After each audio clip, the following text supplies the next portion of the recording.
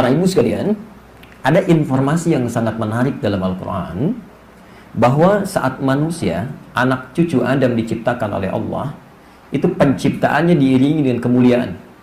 Bahasanya bukan sekedar mencipta, Bu. Kata Quran, walaqad karramna bani Adam. Quran surah 17 ayat ke-70. Walaqad karramna bani Adam. Dan sungguh kami telah memuliakan. Jadi hati-hati, saat kita diciptakan oleh Allah ini, bukan tercipta secara fisikal lahir saja, tidak. Tapi kita tercipta membawa kemuliaan.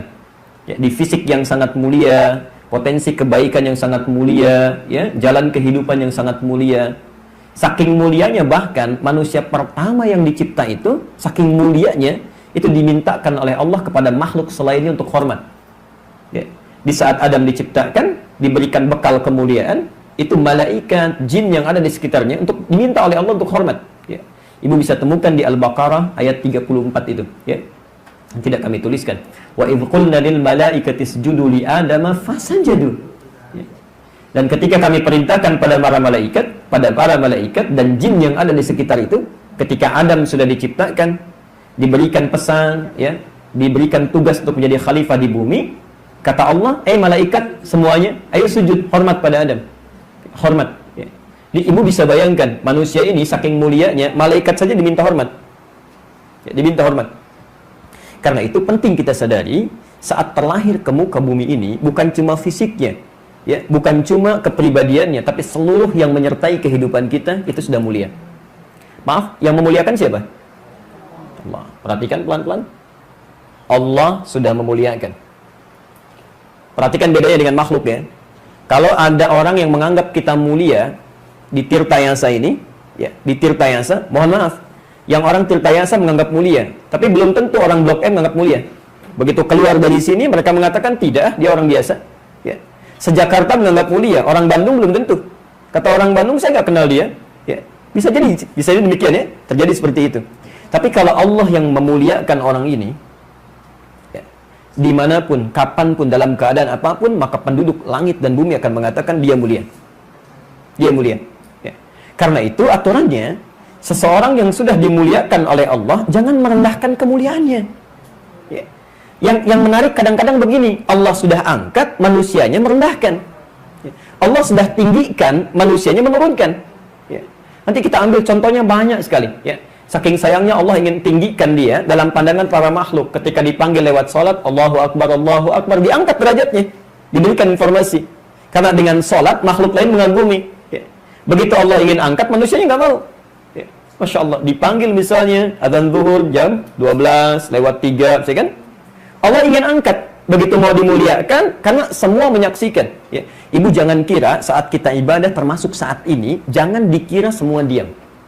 Nanti, satu saat setelah semua berakhir, itu ternyata mulut kita dikunci. Al-yauma nakhtimu ala afwahim. Kami kunci seluruh mulut lisan manusia. Yang berbicara apa? Ada yang paling ajaib. Ada yang paling ajaib. Ternyata yang berbicara diantaranya adalah benda-benda yang pernah kita pijak dan menyertai kita dalam kehidupan kita.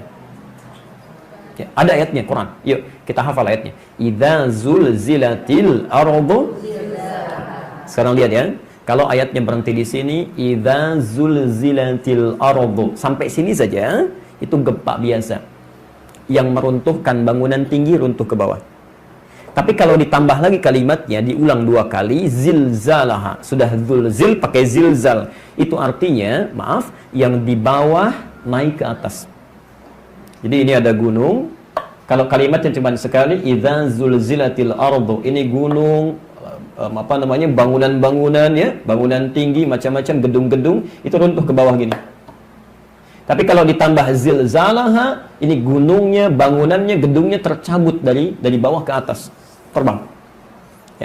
Karena itu kalau gempa biasa, orang mungkin sudah merasakan sesuatu yang gempa, dialami seperti biasa. Orang cuma keluar paling gempa, setelah reda masuk lagi, Tapi ketika itu terjadi, wa akhrajatil ardu afqalaha. Semua yang di bawah keluar ke atas.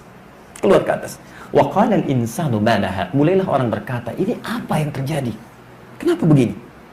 Lihat ayat keempatnya. Yauma idzin tuhadditsu akhbarha. Pada saat itulah semua yang dipijak, ya, menyertai kehidupan manusia, dia akan bicara pada Allah.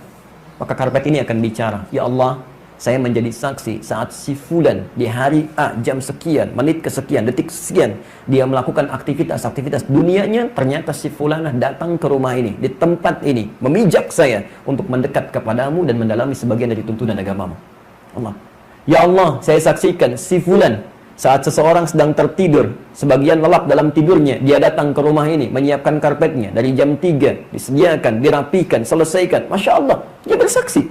Ya. Maka ketika ibu mengerjakan kebaikan, dia bicara. Termasuk saat seseorang berbuat maksiat, maka segala benda itu akan bicara. Di ruangan, sendirian, mengunci pintu, diduga tidak ada yang lihat, ternyata ballpointnya akan bicara. Ya Allah, saya bersaksi digenggam oleh tangan si fulan, menggunakan saya menandatangan proyek yang tidak jelas itu. Kau bertakwalah kepada Allah. Kalau Allah sudah muliakan, jangan turunkan. Ada orang dipanggil oleh Allah, maaf ya, jalannya, masjidnya, karpetnya, kendaraannya, semua akan jadi saksi. Allah sudah muliakan, karena banyak saksi yang akan menyertai, dia turunkan. Ya. Dipanggil jam 12 lewat 3, nggak ingat-ingat, sampai jam 3 lewat 12 baru sadar. Dan belum terfikir sholat. Nah, karena itu, dalam rangka memuliakan apa yang telah Allah muliakan kepada kita ini, kita akan belajar sesuatu yang sangat penting, yang seperti sederhana, tapi seringkali terlupakan dalam kehidupan. Ada 3 unsur. Ada 3 unsur dalam diri manusia. Ada 3 unsur.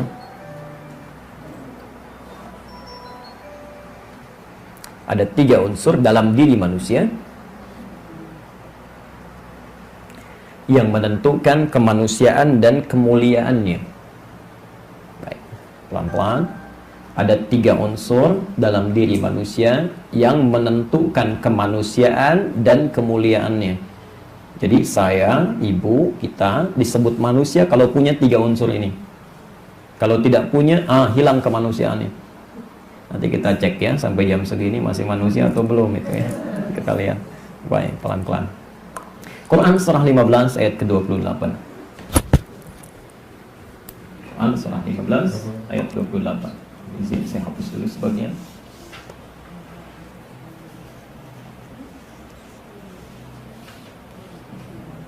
Dan mari kita lihat. Seseorang disebut manusia dan dipandang mulia.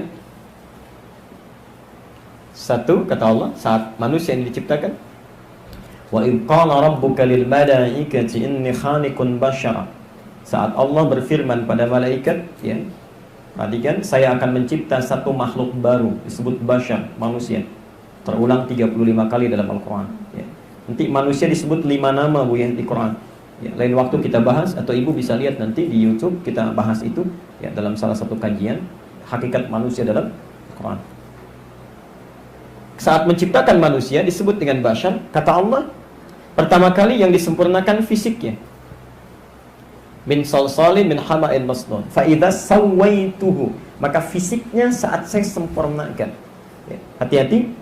Jadi seseorang disebut manusia yang pertama bila ada keadaan fisiknya.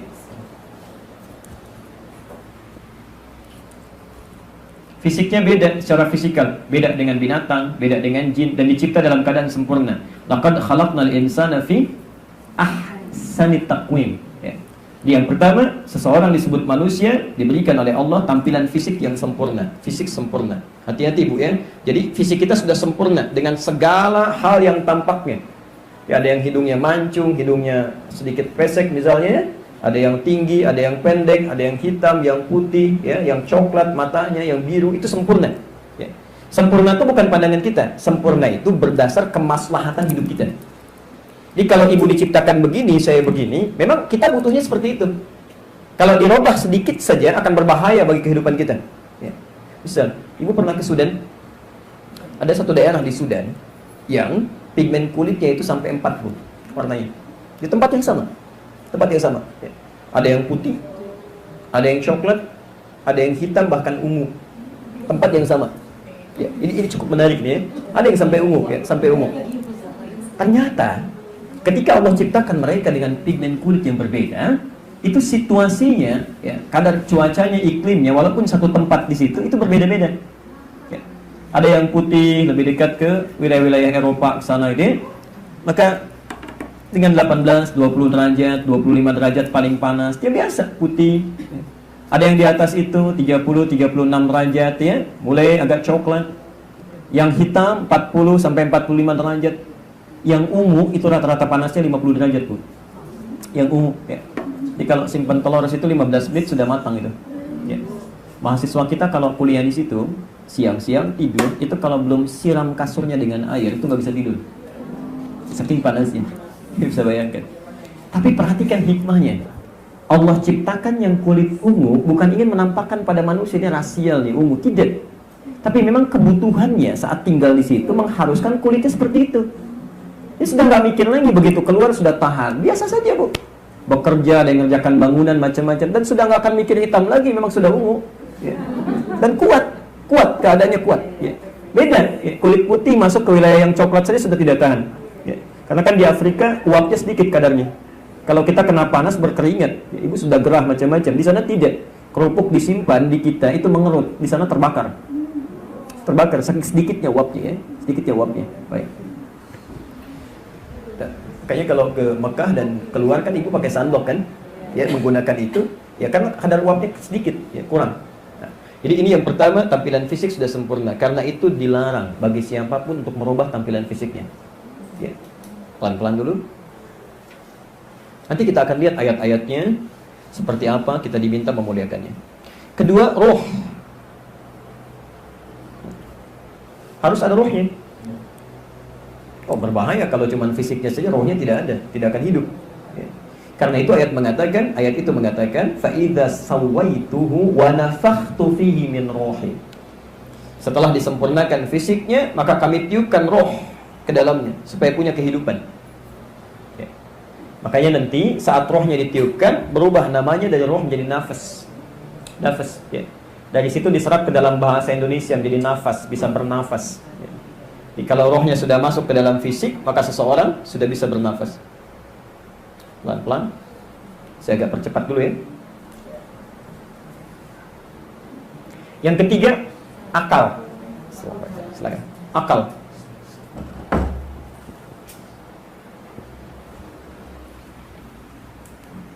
Yang ketiga, akal.